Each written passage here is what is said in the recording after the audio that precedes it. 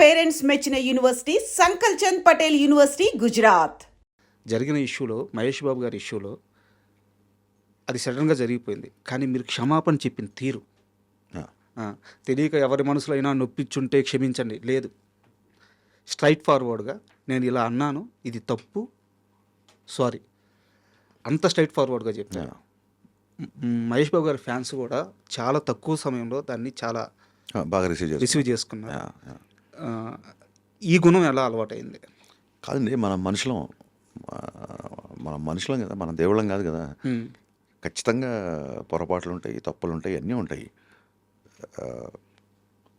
రామవ్యవస్థలో dialogue ఉంటుంది, దెబ్బ తగిలినప్పుడు జంతువు అయినా ఏడుస్తుంది, శరీరానికి దెబ్బ తగిలితే జంతువు కూడా ఏడుస్తుంది, కానీ పక్కోడికి దెబ్బ తగిలినప్పుడు ఏడ్చేవాడే మనిషి. సార్ ఎనీ యానిమల్ సొంత బాడీకి అయినప్పుడు ఏడవడం కామన్. బట్ ఎవరికైనా బాధ వచ్చిందంటే మన కళ్ళమ్మ నీళ్ళు వస్తాయి కదా. ఇందాక మీరు చెప్పిన సిచ్యువేషన్ రిలేట్ అవ్వడం కానీ, లేకపోతే ఎవడో ఒక చిన్న పిల్లవాడు వర్షంలో అడుక్కుంటున్నాడు అనుకోండి, మనకు తెలియకుండా మనం ఎమోషనల్ అయిపోతాం. అది మనిషి తత్వం, మనిషి గుణం. ఆ నేచర్ పుట్టుకుతున్న డైరెక్టర్లు కనుక అందరం ఒకటేసారి పుడతాం, ఒకటేలాగా పుట్టిన వాళ్ళం కదా. పుట్టంగా నేను యాక్షన్ కట్టాను కదా హాస్పిటల్లో. సో సినిమా డైరెక్షన్ చేసినప్పుడు డైరెక్టర్, మిగతా విషయాలప్పుడు మనం మానవ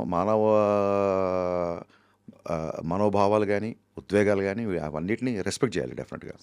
ఎవరు ఏ డైరెక్టర్ అలాగా పుసుకున కావాలని చెప్పి తెలియకుండా పెట్టినా, కామెంట్ పెట్టినా ఏ ఫ్యాన్స్కైనా కోపం వస్తుంది.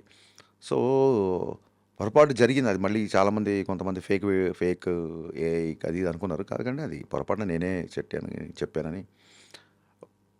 అంటే నేనేమనుకుంటానంటే, నా ఇంటెన్షన్ కరెక్ట్ కానప్పుడు, నా ఇంటెన్షన్ కరెక్ట్గా ఉన్నప్పుడు, నా ఇంటెన్షన్లో తప్పు లేనప్పుడు, నా ఉద్దేశం లేదా నా ఇంటెన్షన్ కరెక్ట్గా లేనప్పుడు మనకు భయం ఉంటుంది. సార్ నా ఇంటెన్షన్ కరెక్ట్ అయినప్పుడు, నా ఉద్దేశం అది కానప్పుడు సారీ చెప్పడానికి చాలా ధైర్యంగా ఉంటుంది. కరెక్ట్.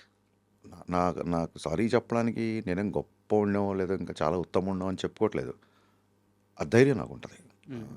ఈ విషయంలో మనది తప్పు జరిగింది అన్నప్పుడు మొహమాటం లేకుండా సారీ చెప్పడం కాదు, అవసరమైతే తలకాయ తీసి అవతల వాళ్ళ కాళ్ళ దగ్గర పెట్టడానికైనా రెడీ. ఎందుకంటే మన తప్పు మనం తెలుసుకున్నాను అని చెప్పే ఉద్దేశం, ప్లస్ నేను చేసింది మీకే కాదు నాకు నచ్చలేదు అని చెప్పే ఒక పద్ధతి. అది బేసిక్గా.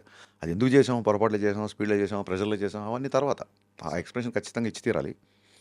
అకౌంటబిలిటీ నేను తీసుకుంటా. నేను అందుకే ఒకసారి రామవ్యవస్థ ఫ్లాప్ అయిన ఈవినింగ్, ఈ ఫ్లాప్ దిల్రాజు గారు కానీ ఎన్టీఆర్ గారు నన్ను ఇన్ఫ్లుయెన్స్ చేయలేదు, నాకు వాళ్ళు నేను చెప్పింది కోఆపరేట్ చేశారు, this flop belongs to me అని చెప్పాను. ఇప్పుడు మిరపకాయలు, గబ్బర్ సింగ్లు, డీజేలు వచ్చినప్పుడు నావి అని, మిస్టర్ బచ్చన్లు, షాకులు వచ్చినప్పుడు నావి కాదు అని ఇంకోళ్ళకి తోసేస్తే దాన్ని ఏమంటారు, తల్లికి కానీ తండ్రికి కానీ అంగవైకల్యంతో పుట్టిన పెట్టి కూడా తన బిడ్డే. నేను డిజోన్ ఎలా చేసుకుంటాం మన సినిమాని? ఒక రిజల్ట్ తప్ప ఆ విషయంలో అన్నీ మనం ప్రేమించి చేసినాయి కదా. కరెక్ట్. ఒక రిజల్ట్ ఒకటే మనకు నచ్చలేదు, మిగతా అన్నీ మనకు నచ్చినాయి. అంత మాత్రం చేత సినిమాని డిజోన్ ఎలా చేసుకుంటాను నేను? సో పొగడ్తలు తీసుకున్నప్పుడు విమర్శలు తీసుకునే ధైర్యం, మెచ్యూరిటీ నాకు ఉంది అన్న ఫీలింగ్. మిస్టర్ బచ్చన్కి సంబంధించి, ఉస్తాద్ భగత్ సింగ్కి సంబంధించి ఒక చిన్న కన్వర్జేషన్ ఉంది సార్ నా దగ్గర. మిస్టర్ బచ్చన్ సినిమా రిలీజ్కి ముందు print and web press meet జరిగింది ప్రొడ్యూసర్ వాళ్ళ ఆఫీస్లో. అప్పుడు నేను మిమ్మల్ని క్వశ్చన్ అడిగాను, ఓకే